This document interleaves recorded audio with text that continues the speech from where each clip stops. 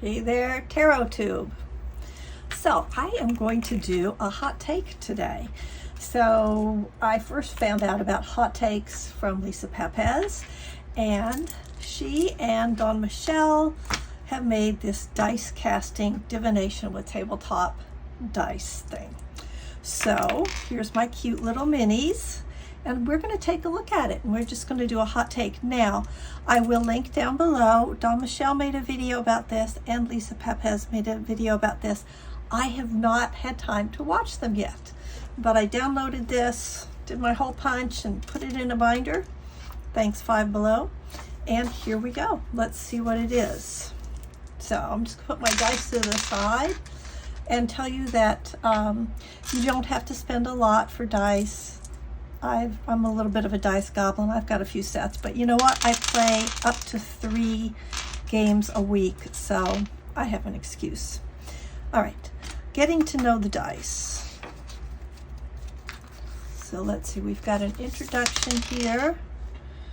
Yes, I'm already a dice goblin. Okay, there's some bit about Dawn, a little bit about Lisa, and just about them playing Baldur's Gate. Okay, fine. Now we've got to get into that. All right, so they're explaining to you about the 7 different sizes of dice. There's a lot of good jokes about, where's my 4-sided dice? Hey, wait a second, where'd it go? I lost my 4-sided dice. Well, there's a lot of good jokes about the 4-sided dice and stepping on them, how it's worse than stepping on a Lego block. Yeah, they're very pointy. Let's see. I'm not sure where I put it. Here it is. Here it is. I found it. Yeah, can you imagine? All right, so let's see what they've done with the D4. They're using it for the 4 elements. That makes sense. I can't really resist. Like if it's in my hand, I want to be fidgeting with them. All right. So let's just roll one. See what element we get. Oh, I shouldn't have rolled all 4, but all 7 of them. That wasn't necessary. So I got 2. I got water. Oh, I'm all up in my feels here. Then we have the 6-sided dice, the advice. So 6-sided, that's the one that comes in you've already got 6-sided dice at home probably. Yahtzee dice, almost every board game, it's a 6-sided dice. So let's see what we get here. It's advice, and I got 6. Awareness, vision, discernment, and perception. I am feeling very aware right now. So there's that. Result of the roll represents what will help or guide you. Okay. The D8. 8-sided die, phase. Okay, so the 8-sided die. So take a look at this. It's an octahedron shaped die. And when you're looking at your dice, it can be a little bit confusing, right? So you want to look at this one. See how it's got 4? So 4 and 4. Or it could be like 2 if you took your 4-sided dice and put 2 of them together. It would be this shape. Also, you know, would really hurt if you step on it. All right, so what's this one? The dice represents your phase. A phase. Intention, awareness, expansion, momentum, wholeness, release, and introspection. All right. I got 5. Wholeness, integration, acceptance, and authenticity. All right, now your 10-sided die. That is, just going to jump it and tell you also in the description below, in addition to the videos that Dawn and Lisa made, I'll also link how you can print this out because it's free. They're just sharing it, which is horribly generous. All right, now you have 2 dice that have the same kind of look to them, and that's your D10 and this one, right? So this is if you have to go to 100, you're going to use this. Or this is the D10. And this is going to be for focus. All right, so I have to say, it was very easy to see how they came up with the D4 being the 4 elements, right? That's kind of a given. But they must have really spent some time deciding which characteristic, I guess, to give each die. All right, so what have we got here? Oh, they're saying D10 and percentile. I missed that. Okay, so these are the 2 that we're talking about. So they're calling it a percentile dice. You could use it that way. I use it when I need to roll a D100. I do these 2 and I add them up. So if I did that, I would get 8, just 8. All right, in the system, you're going to roll them together, add them together. Oh, duh. Okay, they do the same thing. All right, so let's do that. I told you it was a hot take. Okay, so I've got a 40 and a 1, so I got a 41. That means structure, stability, and manifestation. I'm not even writing this stuff down, so this is really a hot take. I don't even know where I'm going with this. Now the D12. I think of it, so the D20 is the kind of classic what you think of when you think of Dungeons and Dragons, also known as the ampersand game these days. They're really in hot water. Anyhow, I kind of think of it as there's the D20 and then there's the D12 that's like doesn't have as many sides as the D20. I don't know. These are my quick ways of identifying them. So the D12, let's see where they're using it. The house of the reading. Oh, okay. House meaning, all right, I see what they've done. They've got, they've taken the signs of the zodiac and their planets and done it that way. So Western. All right, so let's see what if I do that. Whoops, I got a 1.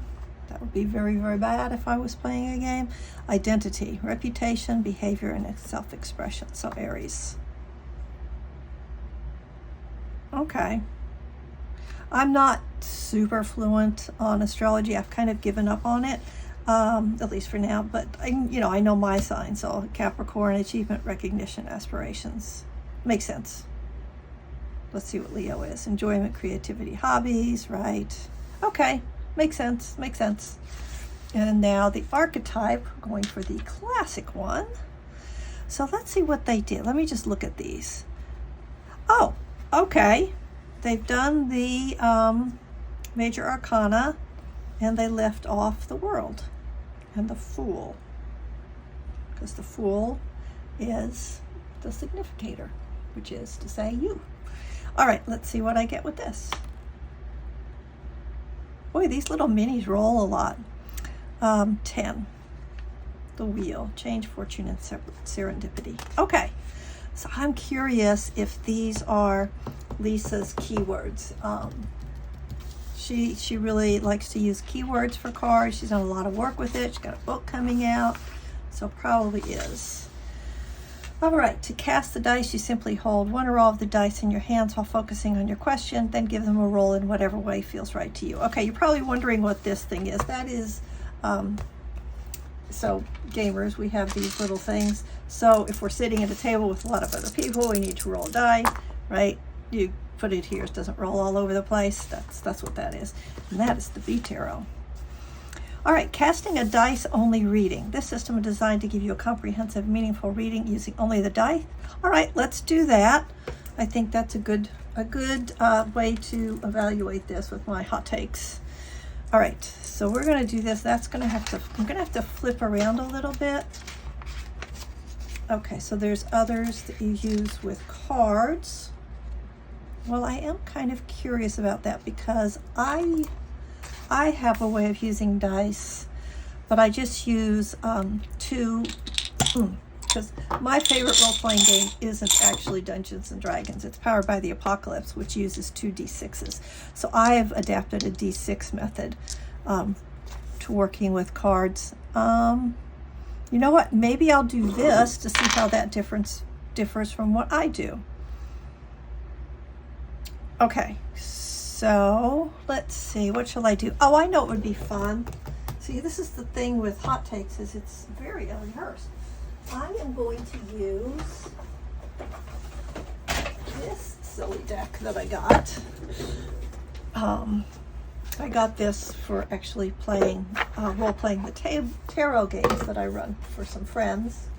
And we're gonna do this. All right, so let's just do, excuse me. You may draw all 3 cards and then roll corresponding dice, pairing them up on each card as you go. Alternatively, you could roll all your dice and then draw corresponding cards for each pair of rolls. I'm going to draw cards first.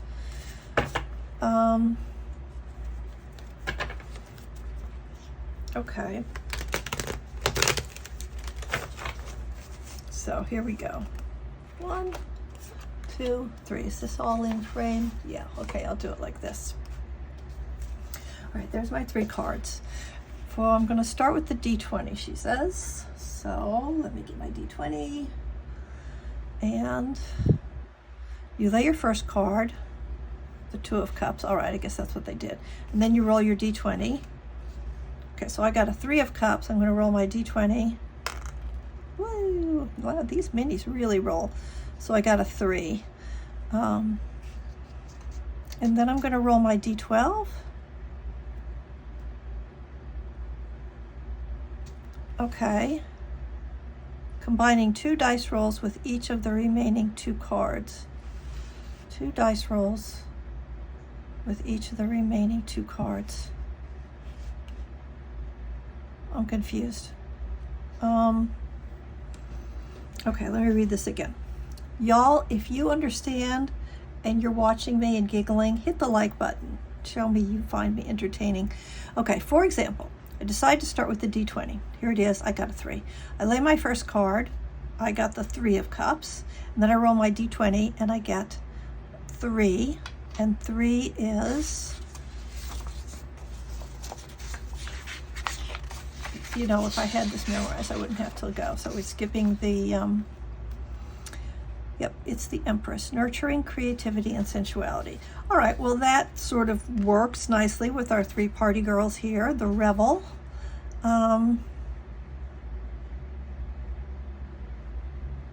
Okay. All right, I don't get this about the, all right, I'm just gonna go. All right, okay, so my second card is, I'll leave the 3 here so I can remember. Actually, I think I need notes. Notes. So we're going to use this. So we're going to say, doot, doot.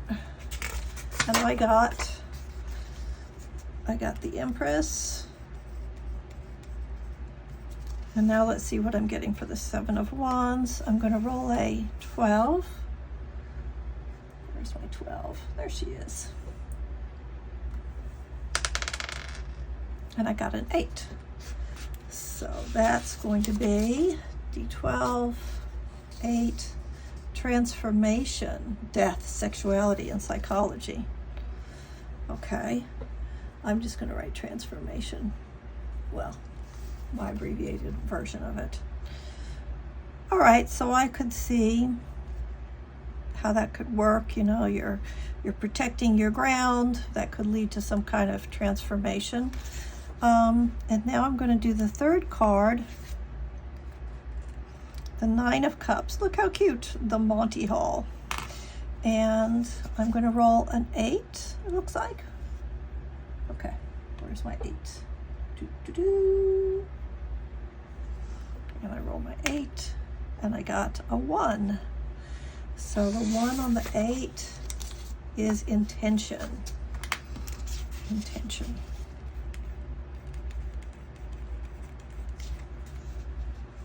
So I'm intending this, I guess. All right, so now I go back,